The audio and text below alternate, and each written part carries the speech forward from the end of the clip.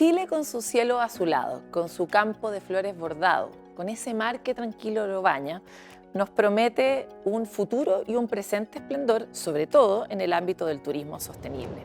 Y decimos sostenible porque no es de cualquier forma.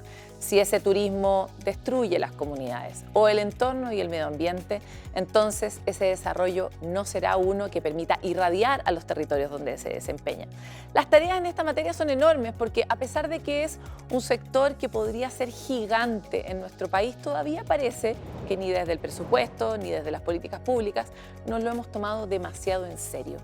¿Qué le falta a Chile para gozar de ese esplendor efectivamente en este territorio tan vasto y tan lleno de riqueza como es el nuestro? De eso hablaremos hoy en Hélice. Bienvenidos.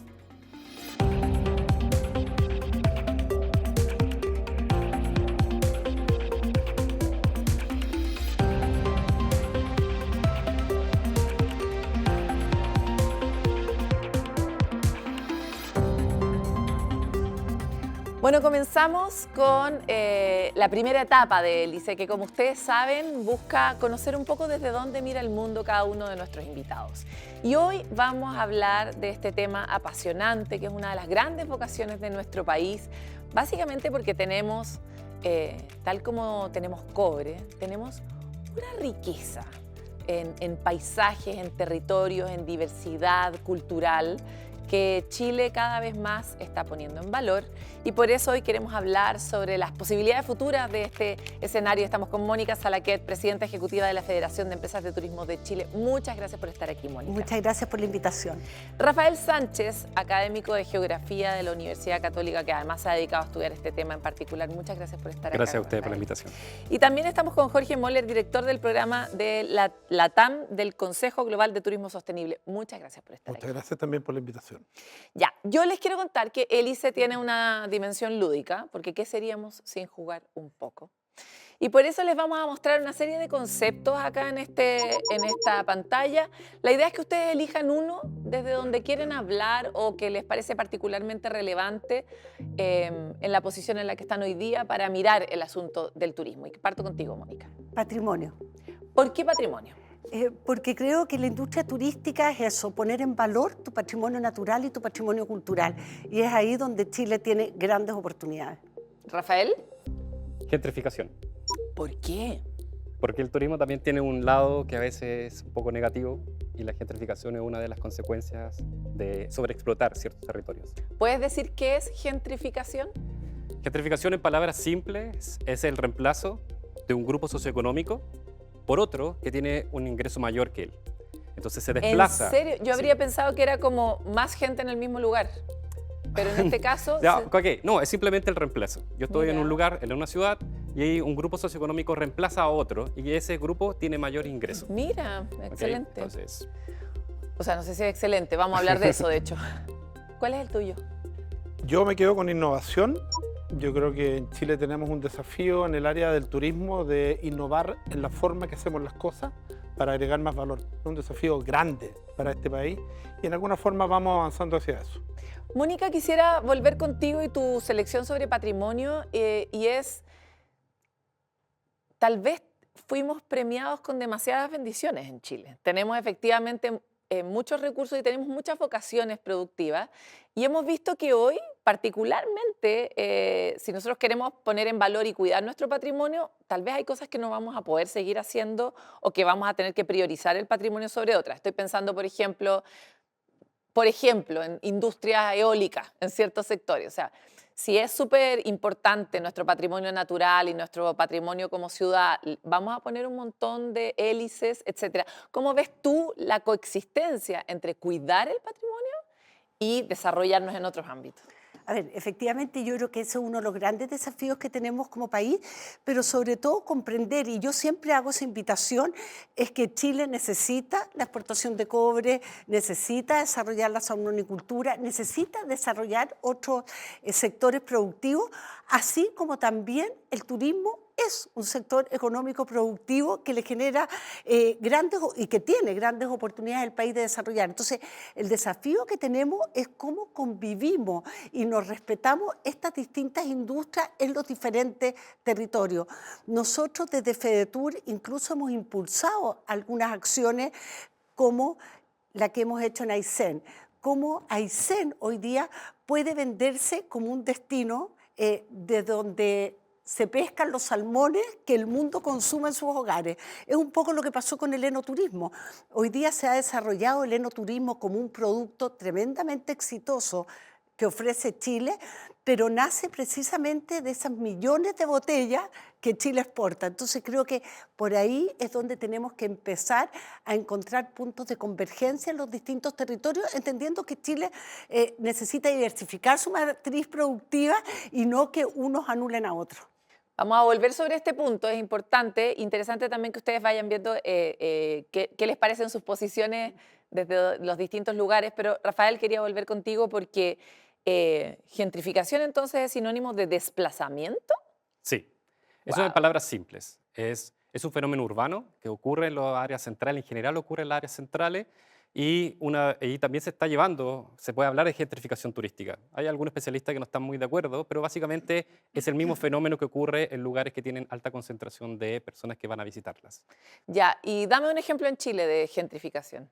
Por ejemplo, gentrificación podría ser Pucón, es el claro ejemplo de gentrificación, en el sentido de turística en este caso, donde personas que son de Santiago o de otras partes del mundo van, compran una propiedad y ese propietario que era original debe salir desplazado. Pues ese desplazamiento puede ser a veces porque simplemente no pueden pagar o es una buena oportunidad vender su propiedad, o porque el costo de la vida se hace tan alto que yo ya no puedo seguir viviendo ahí, entonces es mucho más fácil salir.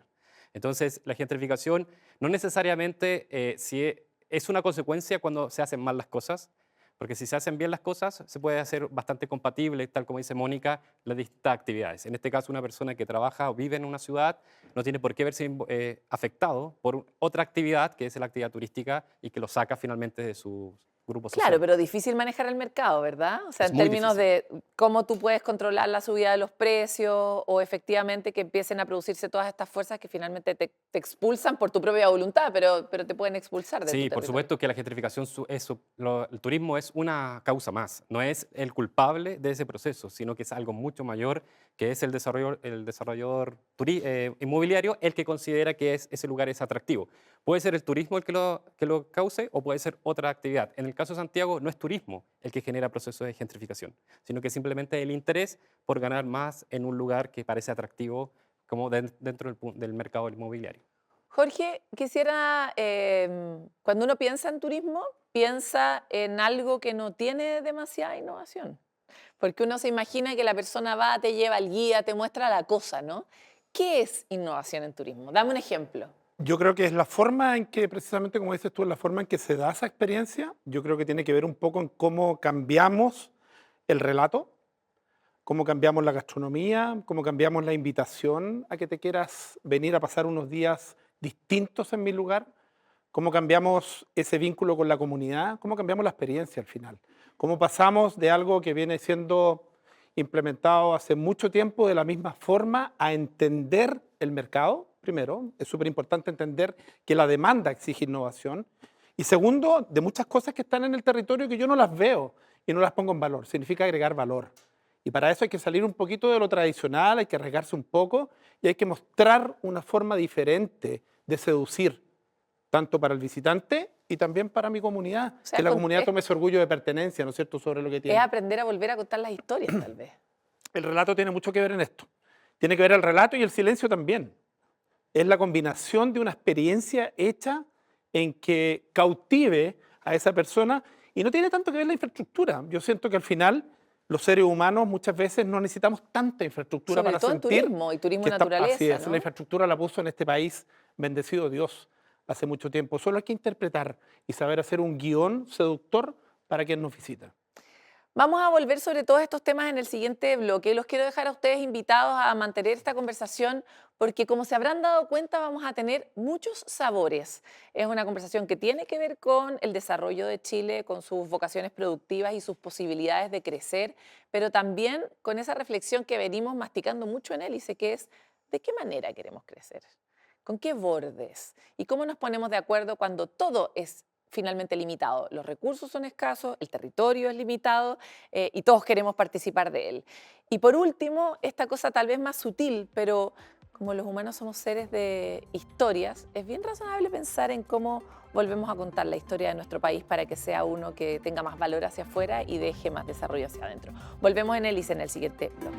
Volvemos en Hélice y vamos a conversar justamente de lo que estábamos recién comentando en la pausa, y esta idea de que las personas, en particular los chilenos, no tenemos una dimensión clara de qué es lo que este sector puede aportar de verdad a nosotros. Sabemos que tenemos bonitos paisajes y muy diversos, y sabemos que podemos generar actividad sobre este activo, pero no sabemos realmente la dimensión o la cantidad de aporte, y muchas veces sentimos que tal vez estamos dejando mucha plata sobre la mesa sin utilizarla, por ejemplo, contando una mejor historia o generando una mejor oferta para la gente que viene acá a ver lo único de nuestro territorio.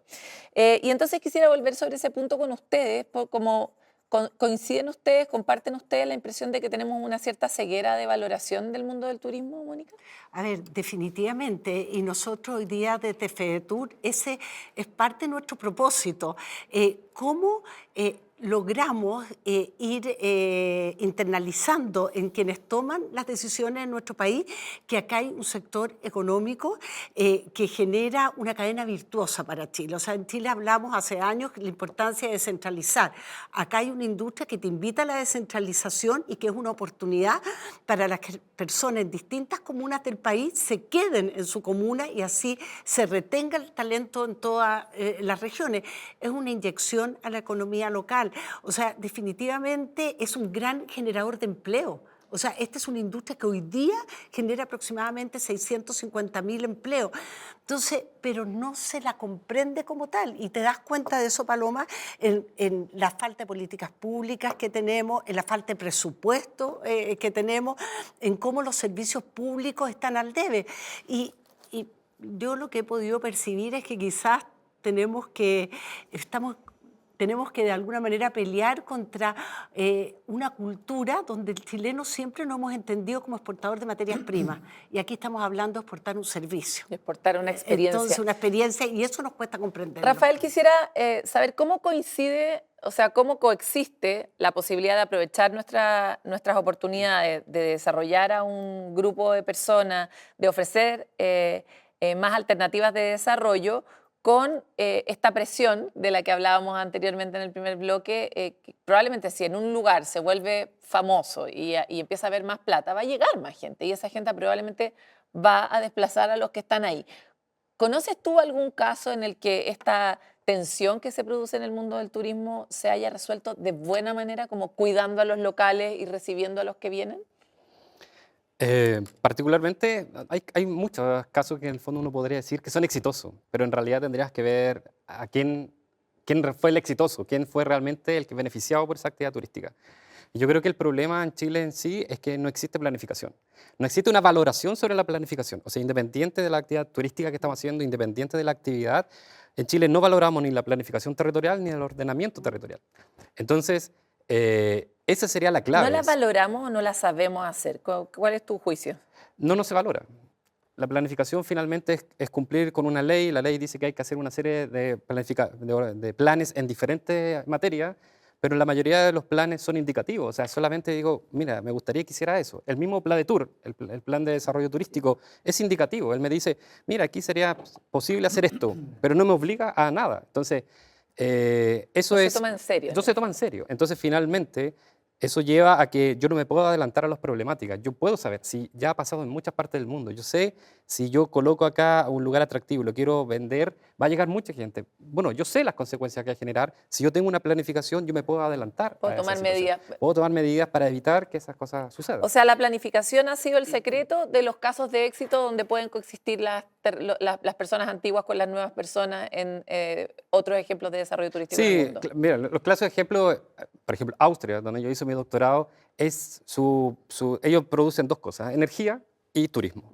Y el turismo está altamente involucrado en la sociedad, está muy, muy planificado, tú puedes hacer muchas cosas, están los horarios establecidos, ya se sabe que tú vas a comprar un boleto al tren y va a estar en distintos idiomas, la policía habla distintos idiomas, el servicio de salud está preparado para recibir personas con distintos, que hablen otro origen, otro idioma. Entonces, finalmente, todo el país funciona en torno a esta gran actividad. Claro. Y en el caso de Chile, si bien el turismo hoy todavía no es valorado, pero supongamos que pensemos en la agricultura o pensemos en la minería.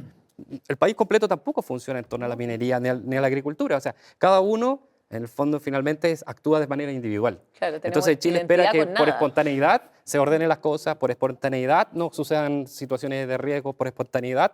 Eso no va a ocurrir en Chile. Y todavía no podemos entender. O sea, eso es parte casi de nuestro ADN, no entender que las cosas no funcionan así de la nada. Por Oye, espontaneidad. y piensa tú que de las más de 300 comunas en el país, ni 40 tienen Pladetur, y muchos de los que tienen el Pladetur está en un cajón, pero no hay nadie encargado de gestionarlo y llevarlo adelante, por ponerte un ejemplo. Y lo mismo a veces pasa con los Pladecos. Sí, claramente. O sea, ese es un gran Claro. ejemplo. O sea, la Son ley los planes de dice, desarrollo comunal. Sí. la ley exige que todas las municipalidades, todas las comunas tienen que tener un plan de desarrollo turístico. Pero nadie ¿quién fiscaliza de que lo quién cumplan. exige? Y por otro lado, ¿qué puede hacer también en la municipalidad? Hay una persona encargada de turismo. Claro. Con grandes superficies, o sea, es imposible que esa persona pueda llevar a cabo o llevar en la práctica ese plan de tour. Por lo tanto, en realidad no lo tomamos, Es no un lo saludo tomamos a la en serio. bandera. Es un saludo a la Así bandera. Cumplir, simplemente.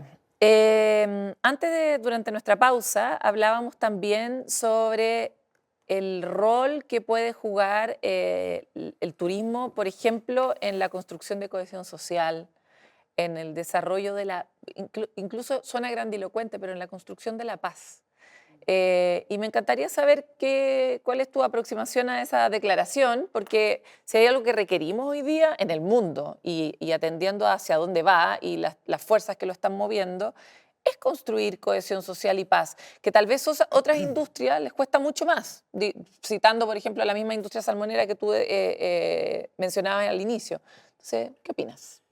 Yo creo que gracias por la pregunta porque le da un poco sentido a lo que hoy día sentimos y pensamos que es esta palabra que ya nos queda un poco chica, la palabra turismo ya como que no abarca todo lo que puede significar. Yo creo que en la pandemia aprendimos la importancia de estos encuentros humanos.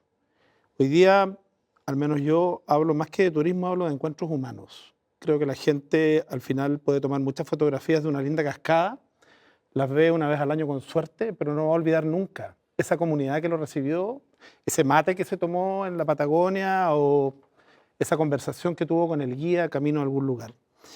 Y yo creo que hay ejemplos claros en nuestra querida Latinoamérica de la importancia humana de esta actividad. Hablábamos un poco de esta construcción de paz y hablábamos del caso de Colombia. Yo trabajo mucho en Colombia y creo que Colombia ha entendido esta estrategia del turismo llegar a los territorios que ya están desmovilizados, gracias a Dios, y generar entonces desarrollo. No podemos solamente hablar de encuentros humanos, sino de desarrollo para las comunidades locales.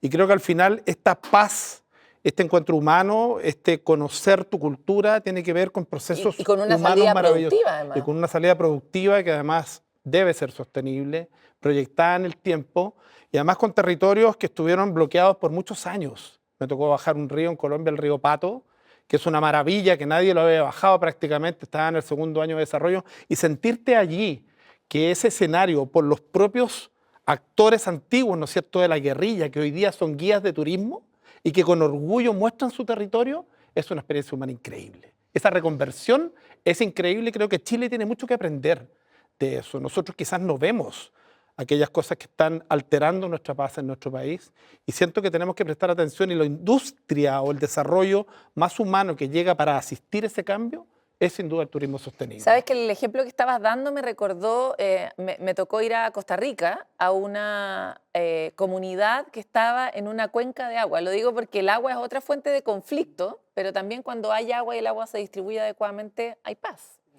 El agua es un elemento muy relevante en ese sentido. Y esta comunidad había hecho un proyecto de turismo sostenible alrededor de la cuenca, como los guardianes del agua, que es en el fondo contar una historia de otra manera, es aprender biología, cómo funcionan los ecosistemas, es mantener limpia una cuenca. Lo que tiene, imagínense lo que irradia ese proyecto hacia abajo, ¿no? Río abajo, esa agua llega limpia, se protege el caudal. Hay tantas maneras de hacer una aproximación a este punto y por eso quería volver contigo, Mónica, respecto de los énfasis, porque toda la industria es demasiado diversa, la industria del turismo. O sea, tenemos estas propuestas del turismo que no son demasiado sostenibles, como, no sé, los all inclusive, que son grandes generadores de basura, además, y llega mucha gente, no distribuye la riqueza porque está encerrada. Pero también existe la posibilidad de que una familia que ha visto cómo, no sé, la pesca ha ido bajando mucho, se reconvierta, y eso lo hemos visto mucho en el borde costero, y se convierta más bien en alguien que muestra la riqueza de esos océanos. Entonces, y entre medio está esta alternativa donde uno va a hacer un tour de salmón, po. Entonces me encantaría saber si es que dentro de FEDETUR ustedes discuten sobre en qué sector del turismo debiéramos poner más fichas, donde podemos tener el mayor beneficio y el menor costo social, ambiental, económico, digamos, para esas mismas comunidades, o si en realidad impulsan todas las medidas. A ver, no, definitivamente uno de los pilares de FEDETUR y un compromiso que hemos asumido y donde también estamos trabajando con nuestros socios es la sostenibilidad social, económica y medioambiental. Definitivamente nosotros creemos que Chile, uno de los grandes valores diferenciadores que tiene la oferta turística, está dada por nuestros parques nacionales, ¿no es cierto?, y nuestras áreas protegidas. Y ahí tenemos un problema severo. O sea, tenemos una CONAF que tiene la mejor voluntad del mundo, pero no tiene ni la capacitación, claro, ni el presupuesto, ¿no es cierto? Entonces, por eso que hoy día estamos haciendo esfuerzos. Yo aquí quiero agradecer al ministro de Agricultura, quien ha facilitado que existe un trabajo colaborativo. Creo que esta es una industria que requiere consolidar una alianza público-privada, y no puede ser solo declarativa. La oferta viene del privado, pero los servicios públicos aquí juegan un rol importante. Nosotros vemos cómo le puede cambiar la cara a las comunidades aledañas de estos lugares, cómo puede cambiar la cara a la ruralidad cuando tú desarrollas de manera adecuada, sustentable, gestionando adecuadamente el territorio en torno a estas maravillas que Chile tiene. Entonces, nosotros estamos poniendo mucho foco ahí porque vemos que uno de los grandes valores, sobre todo que hoy día los nuevos turistas buscan y aprecian mucho. Claro. Yo te diría que antes de la pandemia era muy valorado ir a las grandes ciudades. Hoy día hay un cambio de comportamiento donde se privilegia tener un contacto mayor con la naturaleza, tener experiencias que te generen bienestar y sobre todo tener un relacionamiento muy cercano con las comunidades que te acogen. Bueno, yo ahí justamente por eso te hacía la pregunta sobre las prioridades de vocación productiva de cada territorio, ¿no? Porque vuelvo al caso de Costa Rica, que es un ejemplo bien en este ámbito bien común. Cuando uno entra a Costa Rica, uno paga un impuesto de alrededor de $35 solamente para mantener los parques nacionales y la biodiversidad, etc. Pero hay cosas que en Costa Rica no se hacen. O sea, hay ciertos territorios donde tú no puedes montar ciertas industrias porque punto. O sea, de alguna forma la industria del turismo desplazó mucho a la industria del caucho, por ejemplo. O sea, pensando en extracción de materias primas versus turismo. Entonces, me encantaría saber cómo reflexionan ustedes en torno a este punto. ¿Necesitamos en Chile, por ejemplo, un impuesto al visitante para poder financiar? Porque no tenemos plata para financiar los parques nacionales. No hay suficientes personas que trabajen como guardaparques y sabemos que la brecha excede con creces las posibilidades del presupuesto nacional. Entonces, ¿cómo ven ustedes que uno cuida, que uno le mete inversión para poder proteger nuestra riqueza?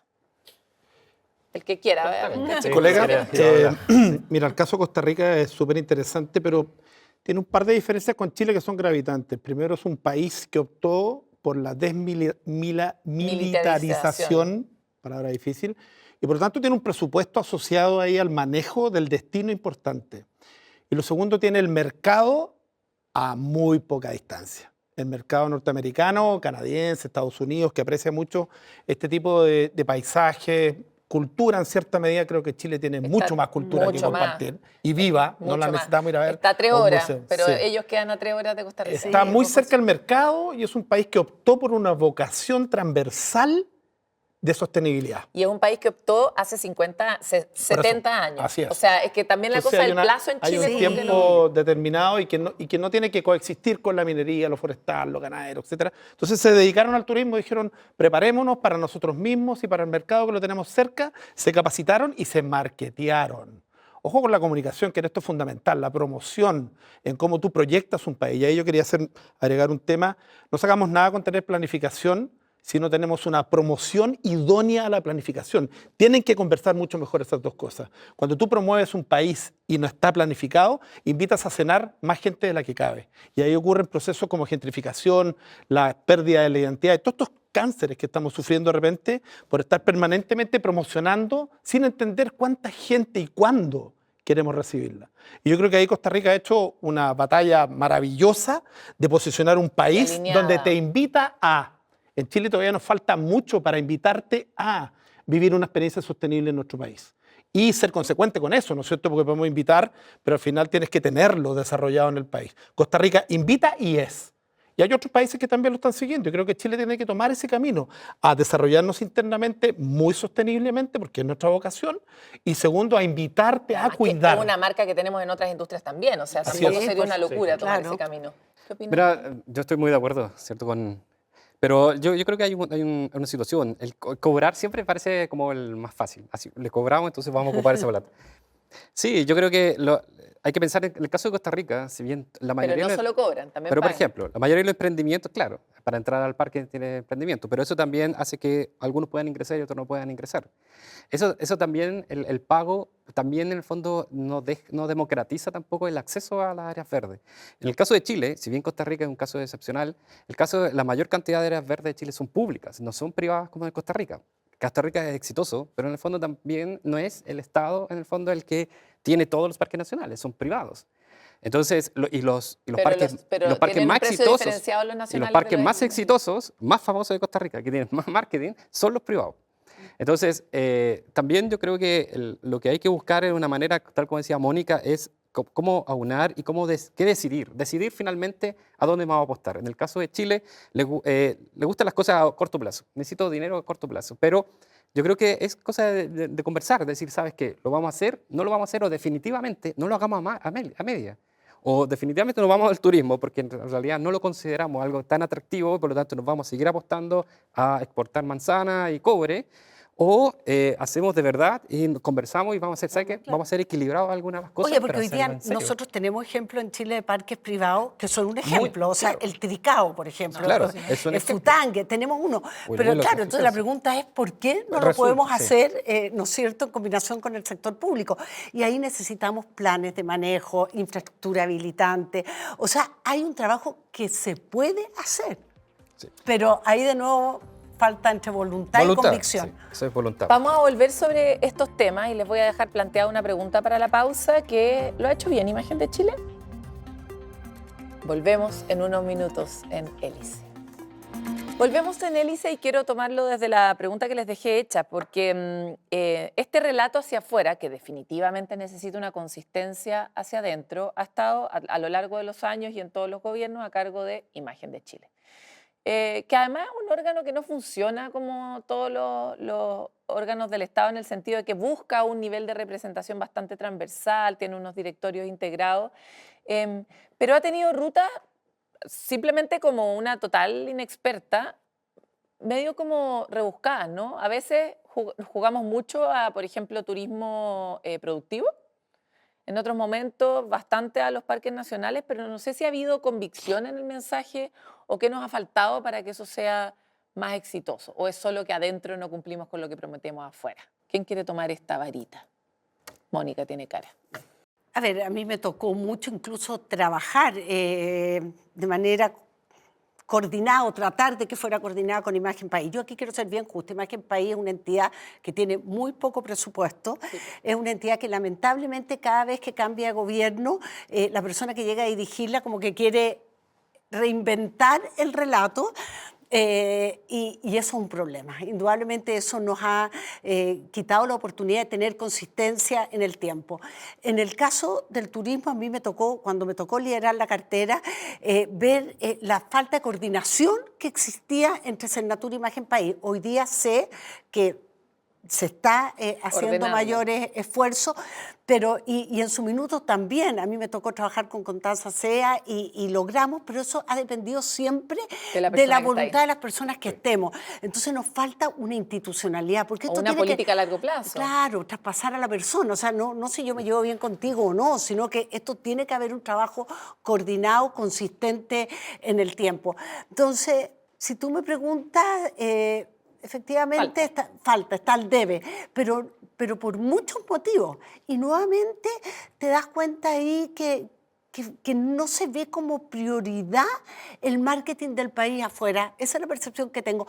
Algunos sectores han logrado capitalizar mejor el trabajo de Imagen de Chile que otros, pero creo que aquí debiera estar en favor y en beneficio de todo Chile y de todos los sectores. Total, ¿qué opinan? Sí, yo coincido mucho con Mónica, que en el fondo bueno, todas las instituciones en Chile básicamente dependen del gobierno y cambian cada 4 años y todo vuelve a cero.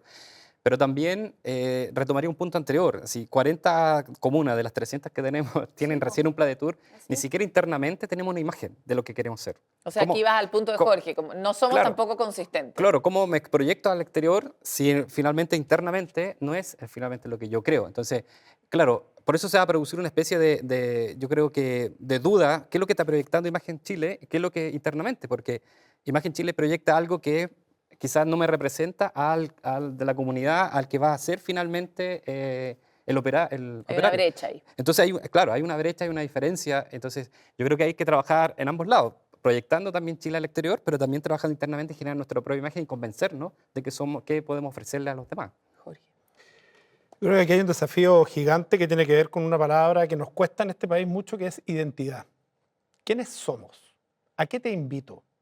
¿Qué es mi país? ¿Cuáles son nuestros atributos? ¿De qué me siento orgulloso? Tenemos un nivel de orgullo de pertenencia muy bajo. Comparemos, siempre las comparaciones son odiosas, pero comparémonos con nuestros vecinos, Argentina, Perú, etcétera, que Es tienen... particularmente odiosa, porque Sí, ellos están muy orgullosos. Bueno, yo creo que en Chile nos ha faltado mucho en el ámbito del turismo, porque yo creo que Imagen País, para vender ciruela en el extranjero y cobre y cosas así, pescado, madera, lo hace bien, según yo. Creo que nuestra industria tiene que ser tratada de forma diferente. La comunicación en nuestra industria, para llegar a ese viajero responsable que es quien queremos recibir, tiene que basarse en nuestros atributos y en nuestra identidad. Y yo creo que ni los propios chilenos sabemos quiénes somos y qué tenemos. Y no estamos orgullosos de lo que somos. Si tú ves la gastronomía, ha tenido una evolución relativamente positiva en el último tiempo, pero no hay esa Tampoco la como... pavada. Cuando te preguntan cuál es el plato típico chileno tiene en Costa Rica cuando vas a visitar a tus parientes, como que tenemos un repertorio de 4 o 5 platos. Pregúntale a un peruano, pregúntale a un argentino, pregúntale a un brasilero, pregúntale a un colombiano. Entonces, más allá que lo que queremos proyectar hacia afuera, creo que es necesario hacer un trabajo para el turismo Del relato interno. que tenga que ver con la identidad. ¿A qué te invito? Oye, les quiero contar la historia de una comunidad como las que mencionábamos antes de manera ejemplar, que ha logrado integrar su cultura, su cosmovisión y hacer una oferta dedicada a un viajero sofisticado. Veamos un poco esta historia. Hoy nos encontramos en el Parque Nacional Villarrica, en el sector Puesco-Lanín, en el Pehueñentu, como le denominamos nosotras y nosotros los mapuche acá, mapuche pehuenche, huinculche del territorio de Curarrehue, en la conformación de una mesa de diálogo para la cogobernanza del Parque Nacional Villarrica en el sector Puesco-Lanín, junto a CONAF, Bienes Nacionales y las comunidades mapuche del territorio. Hoy día marca un antes y un después, ¿cierto?, en los acuerdos, en el diálogo, en el avance, en los compromisos que puede tomar la institucionalidad con las comunidades indígenas. El Consejo de Gobernanza es un mecanismo de participación efectiva de pueblo indígena y comunidades mapuche dentro de la toma de decisiones del Parque Nacional Villarrica en su gestión.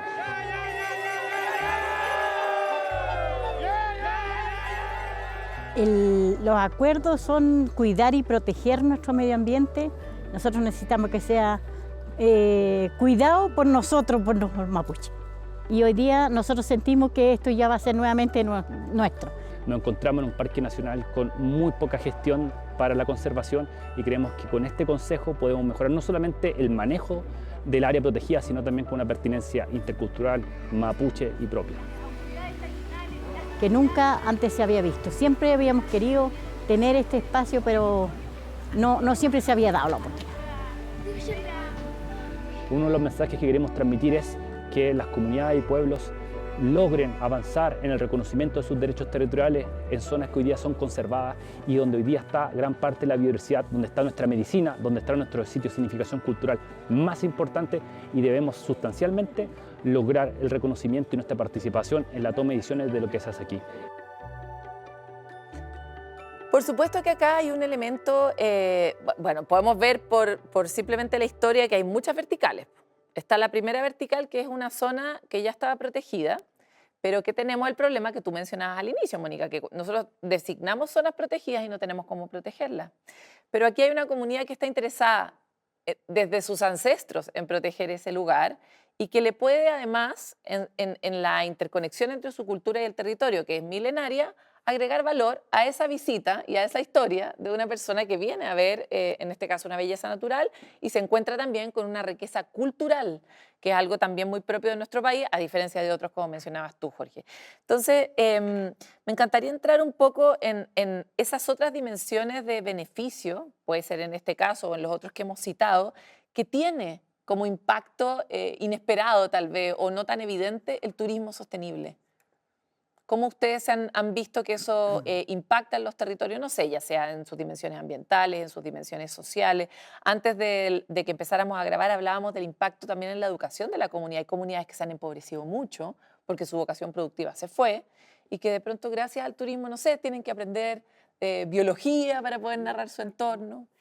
A ver, yo creo que aquí se dijo una palabra que no la habíamos mencionado en esta conversación, que es gobernanza.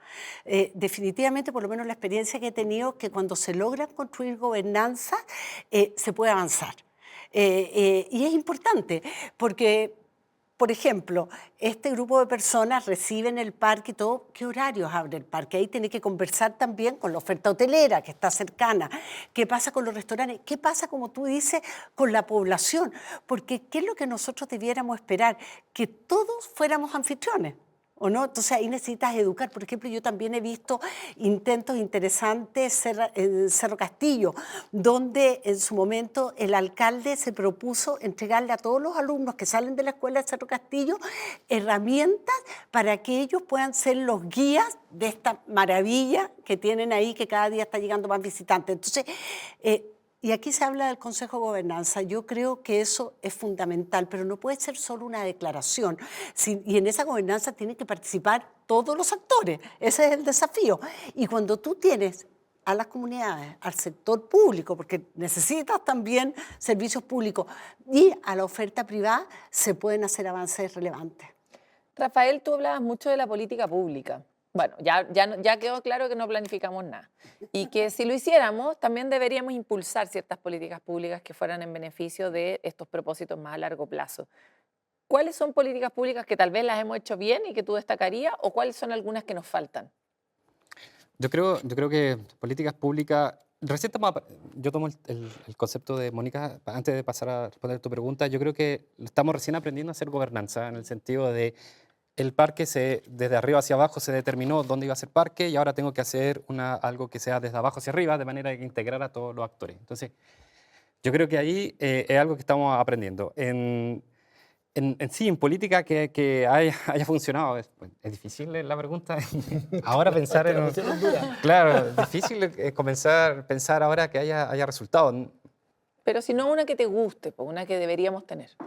Yo creo, por ejemplo, una co-gobernanza que funciona, o se me viene ahora a la cabeza, es lo que está ocurriendo hoy en la isla de Pascua, en Rapa Nui. Está ocurriendo mucho, ellos aprendieron, ¿cierto?, a involucrarse más, ¿cierto?, en su isla y en proteger, en el fondo, la actividad o controlar más la actividad turística. Yo creo que ahí está siendo un gran ejemplo.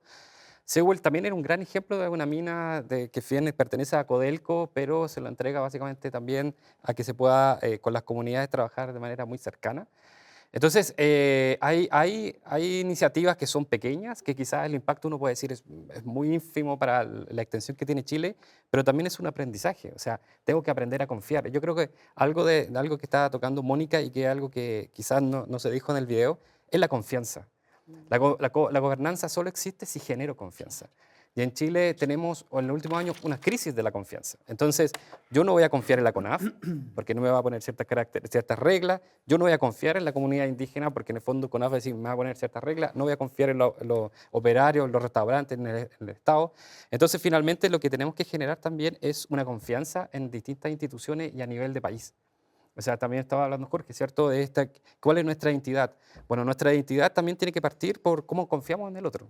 Claro, Y eso, en el fondo, es la semilla, al final, para el éxito de cualquier iniciativa que yo quiera realizar. Claro, pero es enredada la conversación sobre la confianza, porque es como necesitamos confianza para que funcione, pero para que se produzca la confianza hay que confiar. O sea, también pasa eso, ¿no? Como hay que dar un paso, hay que cruzar abierto, un puente, hay que tender una mano. Claro, pero hay que estar abierto a la diferencia. Es como la fe. A que el otro alguien tiene que hacer el primer paso. Y ese primer paso lo tiene que hacer ¿quién? ¿La comunidad o lo tiene que hacer el Estado, por ejemplo? Todos probablemente. Todos lo tienen que hacer, pero claro, hay una situación de fe, pero finalmente no se puede enseñar a decir, tienes que tener confianza. Pero ahí juegan creo un rol importante los gobiernos locales. Si el alcalde invita a esta mesa a construir esta gobernanza, a lo menos hay una oportunidad.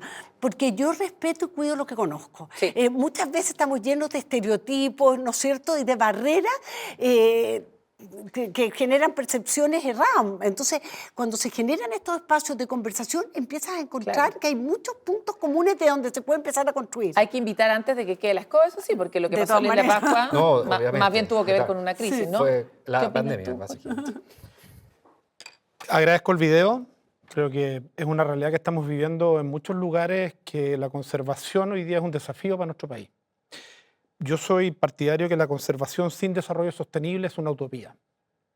Proteger sin desarrollar termina igual con la humanidad abalanzándose sobre el territorio, sacando madera, ganadería, en fin. Creo que el modelo hoy día de protección tiene que involucrar desarrollo sostenible de todas maneras. Bueno, es un modelo hacia el que está avanzando la ciencia también, como las comunidades dentro de los sectores de protección no como cierro esto por fuera, ¿no? Es que si lo encapsulas se van a abordar igual. Es un modelo distinto. Van a entrar por cualquier lado. Respecto al tema de la gobernanza, yo creo que en Chile nos falta un paso para esa confianza, porque han habido muchos modelos y muchas formas que mientras no sean vinculantes la gobernanza, no hay confianza. Mientras acordemos cosas que al final después se borran en el siguiente periodo, que al final no se respetan, que al final se imponen con autoridad y no con gobernanza, creo que no vamos a lograr la confianza de la gente para poder decir yo quiero participar ahí porque sé que esto va a trascender con el acuerdo de todos. Vinculantes, absolutamente fundamental. Entonces, siento que tanto los pehuenches como muchas otras comunidades en nuestro país empiezan a ver esto de cómo me integro, ¿no es cierto?, a un territorio que está cuidado por algo. Tenemos la ruta a los parques, que ahí también ha habido mucho tema, ¿no es cierto?, etcétera. Tenemos el caso de Rapa Nui, cómo pasó con el Parque Nacional allí, que quedó en manos de la comunidad. Creo que es un muy buen modelo eso, ¿no es cierto?, en cómo la comunidad se apropia de un territorio ancestral que es de ellos. Y que sabe manejar. Y que lo han hecho exitosamente. Se demostró que quedaba en mejores manos, ¿no es cierto? Y le saca un peso también a CONAF. Hoy día con la estructura que tiene CONAF, digamos, no le da el tema. Pero fundamentalmente creo que la temática de la gobernanza tiene que ver con que sea representativa y que haya un total convencimiento de que es vinculante. O sea, que este modelo que vamos a plantear pueda seguir en el tiempo independiente de la autoridad de turno. Que la cuestión del largo plazo parece ser nuestra herida abierta, sangrante, en todos los capítulos de Hélice. Y por eso los quiero invitar a sembrar sus últimas y brillantes reflexiones, porque vamos a ir a una pausa y volvemos con el último bloque de Hélice. Volvemos en Hélice a nuestro último bloque, que como ustedes ya saben, tiene una nueva dimensión lúdica, que es ponerse en los zapatos del otro. Entonces los queremos invitar a ustedes a que, habiendo escuchado a la academia, a el sector del interés público, voy a llamar tu representación, Jorge, podamos efectivamente hacer una solicitud cruzada, como ¿Qué necesita el mundo privado de la academia? Y la academia, también podemos hablar como del sector público en general o de los grandes intereses públicos para que podamos efectivamente hacer esta cazuela adecuadamente y llegar a un destino mejor en el futuro. Entonces quiero saber si es que ustedes tienen sus peticiones. Este es el momento. A ver, nosotros desde FEDETUR trabajamos con la academia, ¿no es cierto? Y también trabajamos con el sector público. Definitivamente a la academia lo que le hemos solicitado es que ojalá avance en su oferta programática en formar a las futuras generaciones con lo que la industria requiere. Nosotros hemos visto con mucho dolor que muchos de los egresados de carrera de turismo en Chile no necesariamente son las personas que trabajan en turismo hoy día. Entonces, frustras a un joven que entra con la ilusión de trabajar en una industria y tampoco satisface la demanda del sector privado. Entonces, creo que con la academia hay una oportunidad de seguir avanzando. Bueno, y con el sector público, la verdad que yo hago un llamado a los que están hoy, a los que vendrán mañana. Creo que Chile definitivamente tiene una oportunidad que algunos ya la estamos viendo de forma más clara, pero nos ha costado comprenderla, porque eso se tiene que traducir en programas efectivos, en un trabajo con los municipios también. Aquí hemos hablado poco, el rol que juegan los municipios para realmente hacer un desarrollo sostenible y beneficioso también es importante y ahí hay una brecha enorme. Entonces, creo que estamos frente a una gran oportunidad, pero ¿sabes lo interesante? Yo tengo harta esperanza, porque por lo menos hoy día, cada día se habla más. Esta igual es una industria joven en el mundo, ¿eh? Y en Chile también. Estamos dando pasos y yo creo que con voluntad... Hay que acelerarlos un poco. Hoy día necesitamos acelerar todo. Sí, bueno, yo me acojo las palabras de Mónica, me parece que tenemos que trabajar mucho más cerca de la academia. Hay diferentes disciplinas que trabajan sobre la actividad turística, no necesariamente las carreras de turismo, también geografía, en este caso mío. Necesitamos acercarnos mucho más y con esas mismas carreras también. Porque eso es parte del relato, además. Parece, claro, aparece la carrera de turismo, pero geografía, que en el fondo está muy cercana, no dialoga. Entonces, ahí yo me hago cargo de mi propio mundo, que es la academia, es tratar de una deuda, de conversar con las otras carreras que van emergiendo. Te invitamos a FEDETUR. Y también trabajar mucho más cerca con el sector privado, creo que eso es muy, muy relevante. Así que sí, estamos vinculados y así que conversar mucho más adelante. Jorge, ¿tú tienes algún requerimiento aquí? Conversábamos con Rafa antes de entrar al programa esta dicotomía que hay entre la especialidad, ¿no es cierto?, de geografía en la planificación, son planificadores innatos de un territorio y tenemos poca visión de eso, y la poca cercanía hacia el turismo, hacia la academia del turismo. Yo le preguntaba, bueno, ¿cuántas veces geografía se ha juntado con turismo para juntos, ¿no es cierto? Necesitamos mucho más geógrafos en cargos de turismo, porque tienen esa mente, y ahí viene la petición salió pública. Pega, Salió Pega. Necesitamos mucho más mentalidad de geógrafos que tienen esta mirada, ¿no es cierto?, a largo plazo, planificadora del territorio, de la cultura, etc. Así que la petición va a que la carrera de geografía se empape mucho más con las carreras de turismo. Yo creo que la innovación en la malla curricular académica no resiste más. Técnicamente estamos al debe total con las nuevas generaciones que se hagan cargo de este país, que sea potencialmente un país de turismo sostenible, potente. Y finalmente a la autoridad, yo diría que tenemos que aprender a entender que Chile vende muchos productos, como decías tú, Mónica, pero vende un servicio. Y es un servicio que no es extractivo. Y eso tiene un valor increíble, pero no lo medimos. Nos cuesta medir la cantidad de dólares que entran, cómo se distribuyen, etcétera, como lo hacen con el cobre, la fruta, el vino, etcétera. Yo le pediría a la autoridad chilena que se haga cargo y se haga responsable de esa cantidad de premios que no hemos ganado como mejor destino del mundo en turismo. Sin embargo, no sabemos cuánto pesamos. No, y es interesante que el ministerio se llama Economía y Turismo. O sea, hasta tiene nombre de ministerio. Así es, y tenemos que medir mucho más. Tal cual. Y de forma más eficiente para hacer el gallito correspondiente desde el servicio, ¿no es cierto?, para poder tener entonces esa política pública que acompaña este desarrollo sostenible. Y medir en tiempo real, porque en el fondo generalmente se hacen los estudios antes, pero no sé, durante la actividad turística se mide poco. Entonces, si yo mido en tiempo real, permito en el fondo tomar buenas decisiones y no cuando ya esté el problema. Entonces eso también yo creo que el Estado debería en el fondo monitorear mucho más cerca y también trabajar mucho más cerca con los privados, monitoreando constantemente, no solo al inicio cuando tengo la idea, sino que también durante todo el año para saber cómo funciona y qué podemos hacer para poder mejorar. Es que lo que dice Jorge, tenemos un problema serio con la falta de data. Han habido iniciativas aisladas, observatorios, pero que duran 2 años y después se caen. Entonces, ahí hay un trabajo que, de nuevo, el Estado muchas veces, yo he tenido conversaciones con distintas autoridades, no hay presupuesto para esos estudios, entonces de repente podemos hacer una alianza, la academia, el sector privado y el Estado, y de una vez por todas empezar a construir, ¿no es cierto?, esa información que nos va a permitir esclarecer un poco más cuál es el peso y cuáles son las reales oportunidades que hoy Chile se está perdiendo. Claro, y aparte este es un sector que es estructuralmente descentralizado y distribuido, Sí, por lo pues. tanto, si no colaboran realmente todos los Así es. órganos de este sistema, no va a funcionar. Y me encantaría terminar con un punto alto, porque en este programa tenemos siempre una larga lista de cosas por hacer, pero no una lista tan larga de cosas por festejar. Y justamente durante la pausa hablábamos de un par de ejemplos valiosos que tal vez es interesante replicar en otras zonas de nuestro país. Jorge, tú me comentabas en particular un caso exitoso, si lo puedes brevemente mencionar. Pertenezco a un programa estratégico de Corfo que se llama la Ruta Escénica Lagos y Volcanes. Son 3 regiones, Araucanía, los ríos y los lagos. Y hemos puesto de acuerdo durante 8 años a autoridades, academias, comunidades, etcétera, en una mirada común, que significa desarrollar una identidad y un destino planificado. Y creo que eso es un gran mérito de Corfo, pero sobre todo la gobernanza, cuando hablábamos que tenían que ser vinculantes. Esta es una gobernanza vinculante. Y el Porque todos se impacto- han querido sentar en esa mesa. Así es, y hacer caso a aquellas políticas públicas que están surgiendo de esa mesa, ¿no es cierto? Entonces, ahí hay una mirada estratégica generosa de poner de acuerdo a 3 directores de todos los servicios públicos en una mirada común. Eso es Chile. Chile es una mirada común y tenemos que ponernos todos de acuerdo. Los egos de lado. El gran secreto para que funcione esto es los egos de lado. No está tan fácil. Terapia de por medio tal vez lo logremos. ¿Algún comentario antes de cerrar? A ver, bueno, yo comparto que es un gran ejemplo lo que ha sucedido con Ruta de Lagos y Volcanes, y hoy día estamos viendo un destino emergente que tenemos que observarlo con atención porque creo que también están haciendo las cosas bien, y es lo que está pasando en la costa de la región de O'Higgins.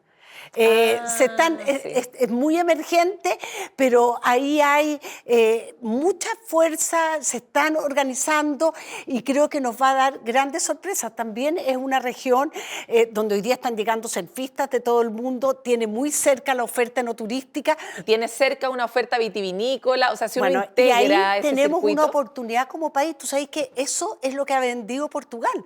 Portugal te vende vino y surf.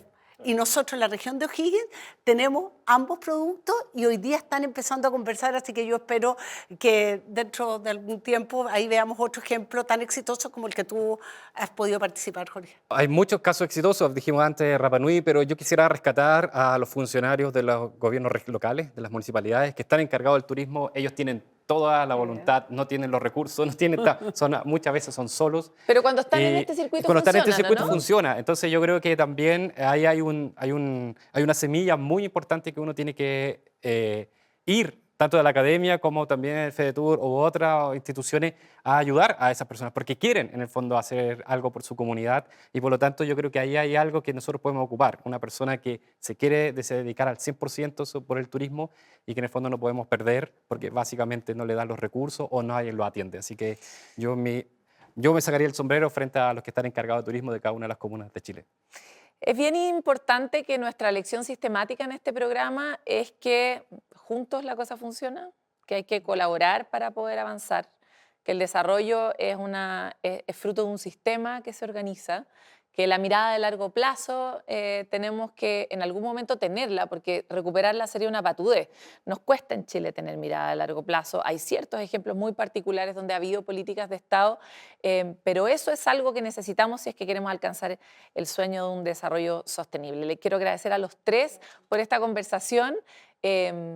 Desde la total ignorancia que a veces nos caracteriza, no dimensionamos el tamaño y el alcance que este sector puede llegar a tener para nuestro país. Así que muchas gracias a ustedes. Gracias a ti. usted. Espero que Muchas hagan gracias. una reunión, un asado. Sí, Por de supuesto, todas después maneras. tenemos una Colaboren. Vamos a ir a Matanza, ahora nos vamos a hacer Trajiste la tabla. Sí, sí. Obvio. Nosotros nos vamos a ir en este capítulo de Hélice con harto viento de cola, porque este es un sector que ofrece a Chile ciertas posibilidades con menos costo y con oportunidades distribuidas, que es otro de los grandes dolores de nuestro país, un país muy segregado, muy desigual, muy centralista. Aquí puede tener un antídoto perfecto. Volvemos en el siguiente capítulo de Hélice. Nos encontramos.